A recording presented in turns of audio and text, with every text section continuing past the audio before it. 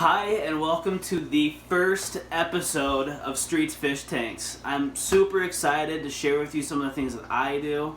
One of my main motivations for starting a YouTube channel is just the fact that there's not many YouTube channels out there where people can talk about some of the unconventional things that they're doing within the hobby. Today, fish keeping has become such a judgmental hobby that, we've all experienced it. There's very specific temperatures you're supposed to keep your fish within, very specific pH ranges you're supposed to keep your fish within. And I have found, and I feel like many people have found, that those ranges can be stretched quite a bit. Also, things as far as what kind of fish you can keep together. I feel like in different environments, different fish can thrive in the same environment.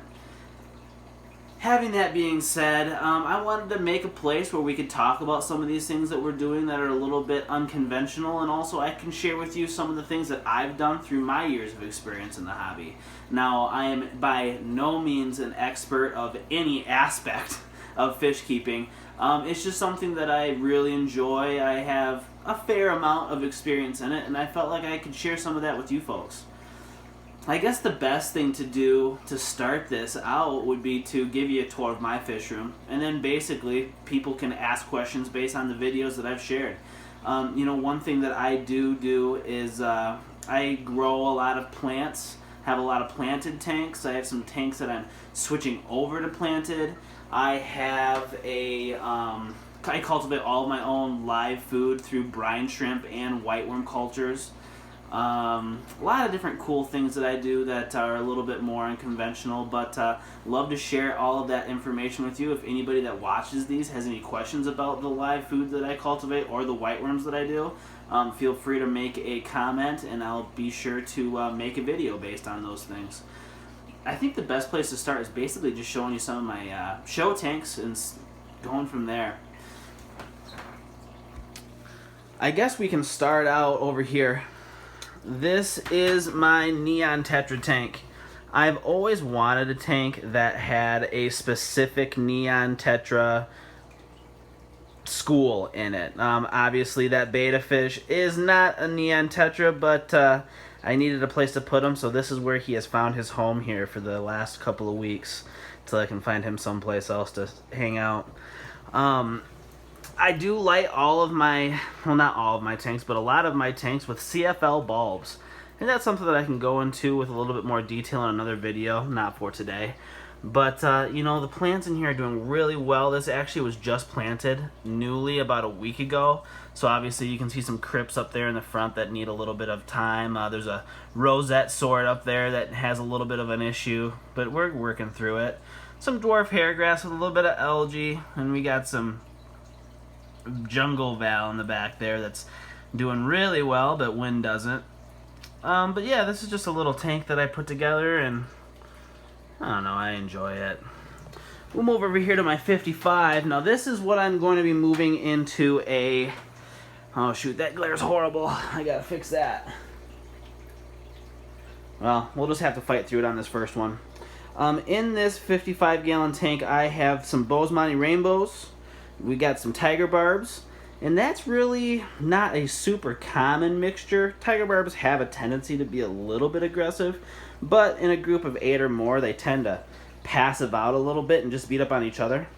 So we got some Bosemanis in there. Now they're adolescents, so they don't have their full color yet. We have some Denson barbs, as you can see there, scooting around. Have a couple of Anubias in here. I believe those are Anubias Nangies. I'm not positive on that. I have a bunch of them all over the place, so it's hard to keep track. And then there's also some Cory cats. They're scooting over in the corner in here. And then I have some cherry barbs in here as well, just to kind of fill it out.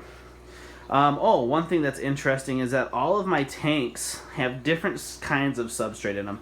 This obviously is just a gravel, large natural size that, if doing it again, I'd pick a smaller size, but that will be changed when I change this over to a planted aquarium.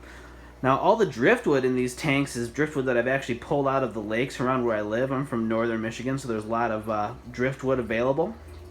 So I just use my own driftwood that I find from around. That's one thing that I'm really big on is trying to get those things and you know, driftwood's expensive. If you can find it, waterlog it, and use it in your tanks, why not? So this is my 55. Anything in here that you guys have questions about, I'd be happy to discuss it. But yeah, we'll move over here. Now this is a heavily planted tank. These are all natural plants. I got a couple of angelfish in here, and these angels are just beautiful. I love them so much. They also are quite friendly.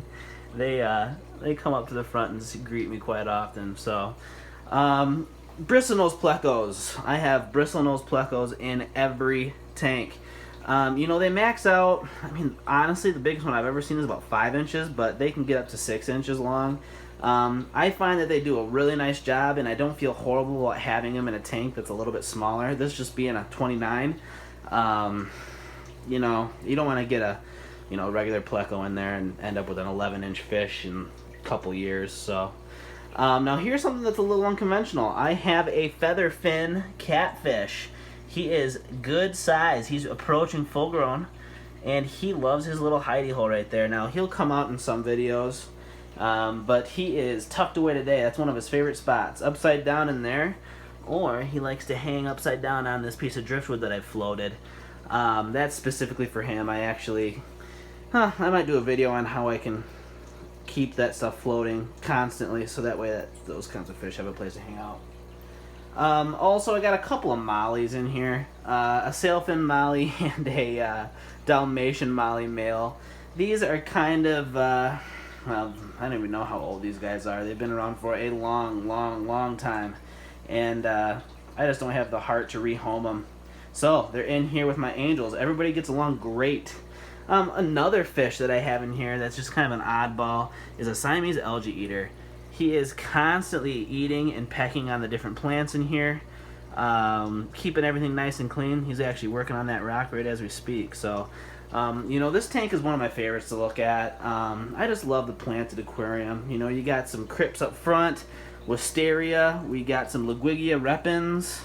We've got some water sprite, some Anubias cophifolia. And we also have, oh geez, I'm forgetting what this is. I'm going to have to put that into another video.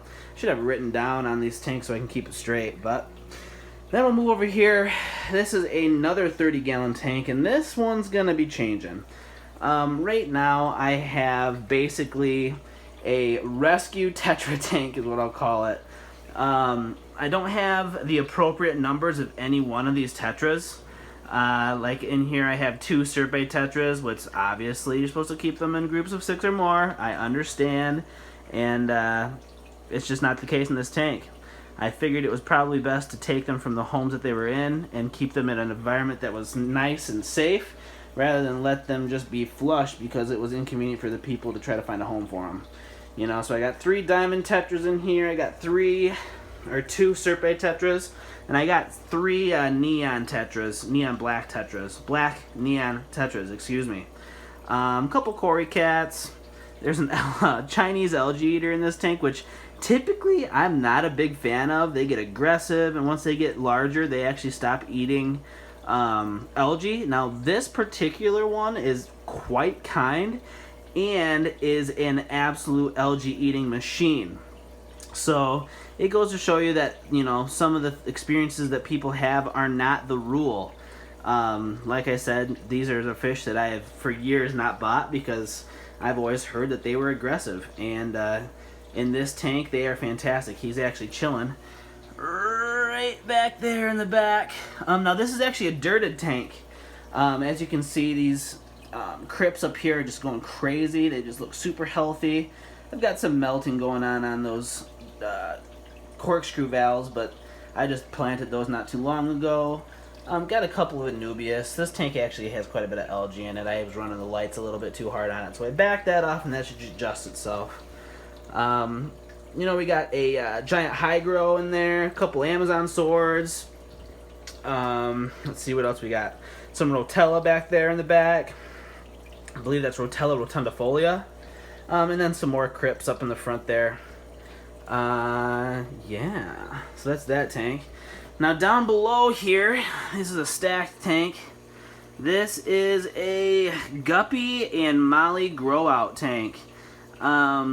you know, typically you do these species specific, but these guys just tend to really get along well. One thing that I've found is that the Molly fry, or the platy fry, excuse me, tend to hang out a little bit lower in the tank, and the guppy fry tend to hang out a little bit higher. I'm pumping these guys on baby brine shrimp, trying to get these guys to grow out so I can free up this tank for something else. I'm going to do all my grow outs downstairs from now on out. I decided to put them in here just to see how it goes, and I have really wanted to do something else with this tank. So this is the last grow out I'm doing up here. But yeah, that's that tank. There's one other tank that I got going on, but it is so dirty there is no way I am going to show it to you. So it's getting a little bit dark in here now. Up in northern Michigan it gets dark pretty early this time of year, but those are my tanks. I have a lot of cool stuff to talk to you guys about. I'm really excited. Any questions that you've even had just about the tanks or some of the things I've talked about already today, give me a shout in the comments, and you know what? I will make another video for you guys. Obviously these are going to become a little bit more polished as I get going, but hey, for the first one, not too bad. We'll talk to you soon, YouTube. Thanks a bunch.